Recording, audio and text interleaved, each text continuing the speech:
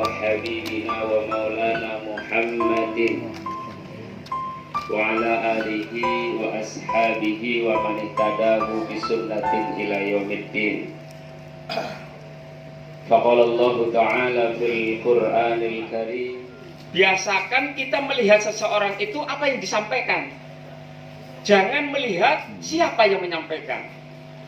Karena saya yakin yang sedang berdiri di sini itu lebih bodoh daripada ibu bapak yang hadir di sini.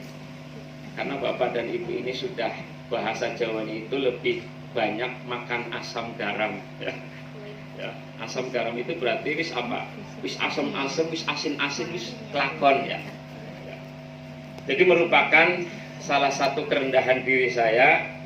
Niat pertama tadi silaturahim, kedua mumpung masih diberi kesempatan hidup di dunia, kata Allah tugas utama seorang muslim adalah saling nasihati.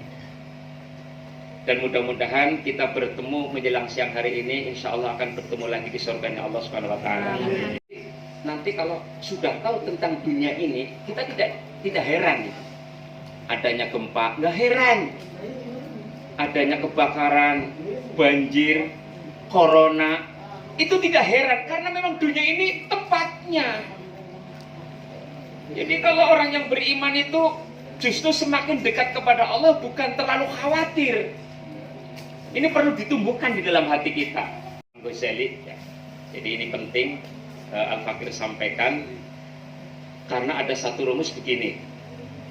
Banyak orang yang meninggal dunia ya, belum kenal dengan dunia, sampai meninggal dunia tidak memanfaatkan waktu di dunia sebaik-baiknya, sehingga suatu ketika dia pengen balik lagi ke dunia ya. Ini bisa buka Quran ini ya. Jadi Allah itu berfirman dalam satu ayat, Rabbi laula akharatani ila ajalin qarib fa asaddaqa wa akum minas sholihin. Ini penting, banyak orang yang hidup di dunia tidak memanfaatkan yang sebaiknya hidup di dunia ya. Menurut perintah dan larangan Allah kita harus tahu. Kemudian tatkala meninggal dunia, kok pengen balik lagi ke dunia ya. Untuk apa coba? Di antaranya untuk bersedekah dan amal soleh ya. Ini ayat ini berlaku bagi orang-orang kafir, tapi ternyata banyak orang-orang Islam nanti akan mengalami demikian. Jadi mumpung kita masih di dunia dan diberi kesempatan sampai dengan menjelang siang hari ini, manfaatkan sisa-sisa umur kita untuk lebih dekat kepada Allah. Yang namanya sisa sedikit atau banyak Pak Bu? Ya.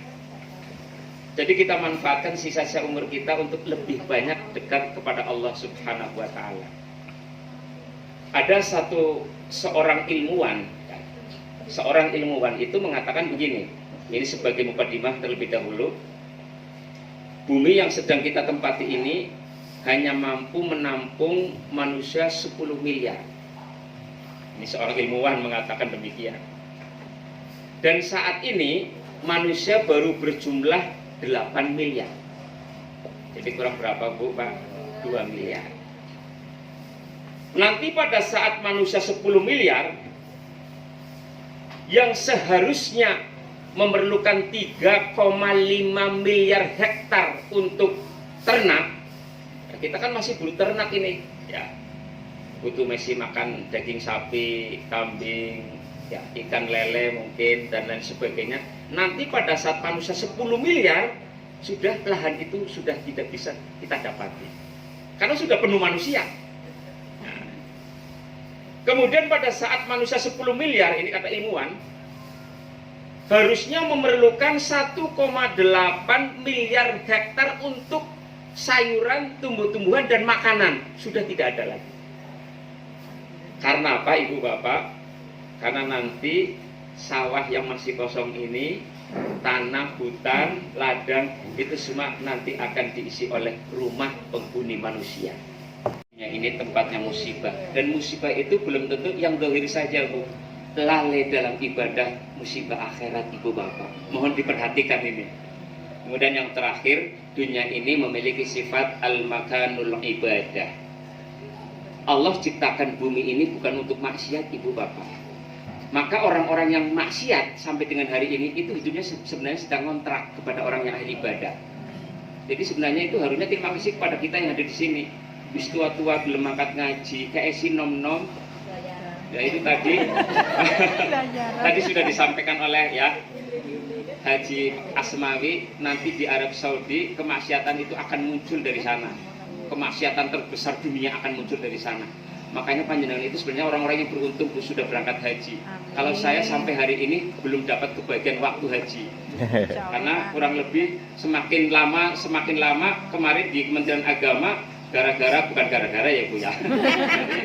Corona. Ada satu corona itu jadi yang seharusnya kurang 5 tahun jadi mundur 10 tahun karena 50%. Jadi panjenengan itu untung banget Bu. Alhamdulillah. Ya. Salah satu untungnya saya katakan di mana? Ada satu hadis Rasulullah mengatakan begini Bu.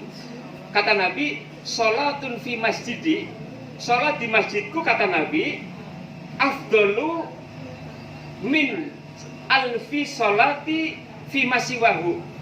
Itu lebih baik daripada 1000 sholat di masjid lain.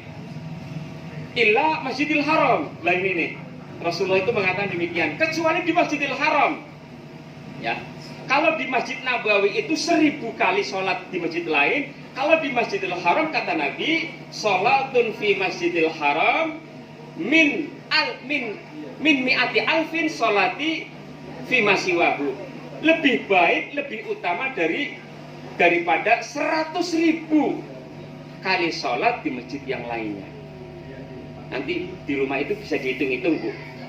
Ternyata begini, saya senang hitung-hitung tentang ibadah Bu. Kalau satu hari sholat itu minimal 5 kali ya Bu, satu hari 5 kali. Ini yang wajibnya dulu. Dikalikan 1 bulan 150 kali. Dikalikan 1 tahun sekitar 1.800 kali. Dikalikan 60 tahun baru 108.000 kali. Jadi sholat 1 kali wajib di Masjidil Haram sama seperti umur 60 tahun itu. Ini luar biasa ini. Panjenengan untung sudah sholat di Masjidil Haram. Sekali sholat di Masjidil Haram seperti umur 60 tahun sholat di Indonesia. Coba Pak panjenengan di sana berapa hari? Minimal 40 hari atau berapa? Coba 30 coba. Coba panjenengan itu luar biasa, pahalanya banyak banget ini ya. Ifradullah bil qasdi fit ta'ah. Berapa kali sholat di Masjidil Haram panjenengan itu sama saja itu berapa kali umur kita di dunia. Ini untung panjenengan itu untung. Itu hadis sahih itu. Nah, ini yang namanya makanya diaplikasikan di sini. Jangan di sana panjenengan pahalanya sudah banyak, di sini kok kenapa dihapus pahala-pahalanya? Nah, jangan dihapus ya. Di antaranya adalah selalu buruk sangka kepada saudaranya. Ibu bapak mohon mulai sekarang kurangi maksiat kita kepada Allah Subhanahu wa taala. Maka kata Umar bin Khattab yang tadi sudah disebutkan oleh Imam Ghazali bahwa dunia ini memiliki sifat tadi al-makanul ibadah. Umar bin Khattab ini terakhir sebagai penutup ya, untuk oleh-oleh bawa pulang supaya mengingat terus ya. Laula salasun la ahbabtu an akuna qad laqitullah. Ini nasihat penting dari Umar bin Khattab sebagai penutup tausiah itu. Laula salasun la ahbabtu an akuna qad laqitullah. Umar bin Khattab pernah mengatakan begini. Karena 3 hal inilah saya masih betah hidup di dunia. Karena 3 hal saya masih betah hidup di dunia. Kalau tanpa 3 hal inilah lebih baik saya keluar dari dunia. Umar bin Khattab. Apa yang 3 hal ini? Lah monggo ibu bapak, mari kita juga introspeksi. Hasibu anfusakum qabla an tuhasabu wazinuha. Yang pertama karena Allah masih ada memerintahkan sholat. Sholat itu yang menjadikan beliau betah hidup di dunia. Jadi sholat itu penting ibu bapak. Jangan sampai menyepelekan sholat. Kalau kita masih menyepelekan sholat, masih perlu dipertanyakan tentang keimanan kita. Atau ya sholat. Yang kedua, masih ada perintah duduk di majelis ilmu. Itu yang menjadikan beliau Umar bin Khattab betah hidup di dunia. Karena yang namanya ilmu itu penting ibu bapak. Ada satu ilmuwan Yahudi mengatakan, namanya Albert Einstein ya. Dia itu mengatakan ilmu tanpa agama seperti orang buta. Jadi penting walaupun kita cerdas, tapi agama itu penting, Ibu Bapak. Sedangkan agama tanpa ilmu seperti orang lumpuh. Yang dimaksud orang buta itu bahwa dia tidak tahu arah. Mana itu haram, mana itu halal, mana itu perintah, mana itu larangan. Dan orang-orang ini yang memiliki ilmu tanpa didasari dengan agama tidak memiliki rasa takut kepada Allah Subhanahu wa taala. Innama yakhsyallaha min ibadihil ulama. Jadi orang-orang yang berilmu lah yang kadang-kadang takut kepada Allah Subhanahu wa taala. Nah, yang ketiga, yang terakhir, beliau Umar bin Khattab betah hidup di dunia karena ada perintah jihad fi sabilillah. Jadi sholat, duduk di majelis ilmu, dan jihad. Yang namanya jihad, ibu bapak, belum tentu kita perang saja. Panjenengan dari rumah ke sini itu jihad. Mengorbankan waktu, mengorbankan tenaga, mungkin mengorbankan hawa nafsu untuk hadir memenuhi salah satu undangan yang insya Allah akan dapat pahala dan berkah dari Allah Subhanahu wa taala. Mungkin itu saja yang dapat saya sampaikan, mudah-mudahan ada manfaatnya. Kata Ma'ruf Al-Kirhi, Bu, yang namanya ilmu gak usah banyak-banyak yang kita ingat, tapi seberapa besar yang bisa kita amalkan.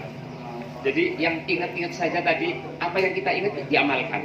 Tidak usah kimi ngomong apa baik ya. Satu yang dapat kita ingat diamalkan, itu yang terpenting. Karena ada satu orang ulama namanya Fudail bin Iyad, suatu ketika mengimami sholat malam itu cuma satu ayat, Bu. Jadi ada seorang alim, seorang ulama mengimami sholat malam itu satu ayat. Suatu ketika ditanya oleh santrinya, Pak Kiai bisa mengimami satu ayat? Saya takut tidak bisa melaksanakan jika menambah ayat yang lain. Wah, luar biasa. Subhanakallahumma wa bihamdika asyhadu an la ilaha illa anta astaghfiruka wa atubu ilaik. Assalamualaikum warahmatullahi wabarakatuh. Pak Satria ya Pak, saya punya ayu darah kalau oh anu saya dia, oh saya kamar berkah.